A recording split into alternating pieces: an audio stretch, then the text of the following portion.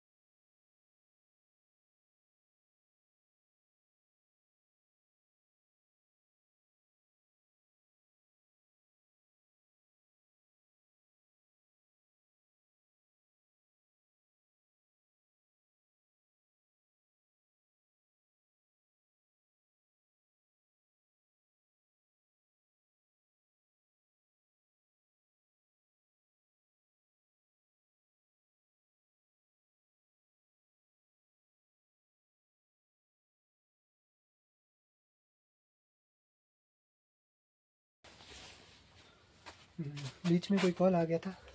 तो हमने देख लिया कि प्राचीन केंद्रक और या फिर झिल्ली युक्त बिना झिल्ली वाला केंद्रक जिसमें होता है उसको हम ससीम केंद्रीय कोशिकाएं कहते हैं। इसमें जो है स्पष्ट विभेदित झिल्ली युक्त केंद्रक नहीं होता, झिल्ली युक्त कोशिकांग भी नहीं होते। ये सारी चीजें हम देख चुके हैं। और ये जो है मोनेरा में पाया जाता है। जीवाणु, नील हरित शैवाल, माइकोप्लाज्मा, पीपीएलओ, इन सब में पाया जाता है। ये सभी जो है मोनेरा के अंतर्गत ही आते हैं। तो ये सारी चीज़ें जो है दूसरे चैप्टर में डिटेल में पढ़ेंगे, ठीक है। इनका वर्गीकरण अभी ज़्यादा डिस्कस नहीं करेंगे इस पे। और प्रोकैरियोटिक कोशिका की जो आकृति होती है वो यूकैरियोटिक से बहुत छोटी होती है, ठीक है। ये लगभग 10 गुना बड़ी है और विभाजन समय भी जो है इसका कम होता है प्रोकैरियोटिक कोशिका की बजाय। इसलिए आपने देखा होगा बैक्टीरिया जो है रातों रात ही जो है हमारे शरीर में लाखों की संख्या में वृद्धि कर जाते हैं, ठीक है, और बीमारियां फैलाते हैं। और ये जो है इनके आकार की अगर बात करें तो ये जो भिन्न भिन्न आकार के होते हैं। लेकिन अगर बात करें मूलभूत संगठन की, मैंने आपसे कहा था ना कि ये सिर्फ मोनेरा में ही पाए जाते हैं। तो मोनेरा को जब अलग किया गया है तो इनकी जो मूलभूत संरचना के आधार पर ही अलग किया गया है। तो इनकी मूलभूत संरचना समान रहती है, जैसे कि इनके ऊपर भित्ति है या नहीं है, ठीक है, इस तरीके की जितनी भी चीजें हैं या फिर कौन कौन से जो है अंग पाए जाने हैं, ये सारी चीजें मूलभूत समान रहती है। यूकैरियोटिक की जैसे नहीं है कि किसी में हरित लौह पाया जा रहा है, किसी में नहीं पाया जा रहा, किसी में भित्ति है किसी में नहीं है, ऐसा इधर नहीं होगा। तो ये जो है 4 प्रकार के होते हैं। इनकी जो आकार है 4 प्रकार के होते हैं सामान्यतः। एक तो होते हैं गोल, जिनको हम बोलते हैं कोकस, अगर बहुत सारे हैं तो कोकाई, ठीक है। एक होते हैं छड़ाकार, कुछ इस तरीके से, ये सबसे कॉमन है, यानी कि ज्यादातर बैक्टीरिया इस आकृति के ही होते हैं, इसको हम बोलते हैं बेसिलस, और अगर बहुत सारे तो बेसिलाई। एक होते हैं स्पाइरिलम, ठीक है, स्पाइरिलम, अगर बहुत सारे तो स्पाइरिला और शर्पिल, इनके ऊपर जो है ये कशाब लगे होते हैं इधर ये। और ये है विब्रो, बहुत सारे तो इनको विब्रियो बोलते हैं, और इनकी आकृति जो है कोशाकार या कोमाकार होती है। तो हमने देख लिया कि 4 प्रकार के जो बैक्टीरिया होते हैं। और अब जो है हम देखेंगे, आज का लेक्चर तो हम इतना ही रखेंगे, और अगले लेक्चर में जो है हम बैक्टीरिया की जो डायग्राम बनाएंगे और उसकी जो एक एक चीज़ें हैं, जैसे कि सतही संरचनाएं हैं, उसके आनुवांशिक पदार्थ हैं, उन सब के बारे में पढ़ेंगे। और हमारी प्रोकैरियोटिक कोशिका जो अगले लेक्चर में पूरी हो जाएगी। तो जुड़ने के लिए बहुत बहुत धन्यवाद। और अपना जो है कमेंट में अपनी राय ज़रूर दे के जाना कि आपको लेक्चर जो है कैसा लगा। और लास्ट लेक्चर में मैंने देखा कि कम से कम 10 व्यूज़ आए थे। तो एक क्रिएटर की दृष्टि से देखने पर तो ये बहुत ही कम या फिर डिमोटिवेशन वाला सीन है, लेकिन एक एजुकेटर के लिए 10 व्यूज़ जो है बहुत है। मतलब ये बहुत इंस्पायरिंग मोमेंट हो सकता है, ठीक है, क्योंकि अगर एक व्यूज़ भी अगर आता है तो भी मैं कंटिन्यू रखूँगा, ठीक है, ये इनफ है कंटिन्यू रखने के लिए। तो बहुत बहुत धन्यवाद, और जल्द ही मिलते हैं अगले लेक्चर में।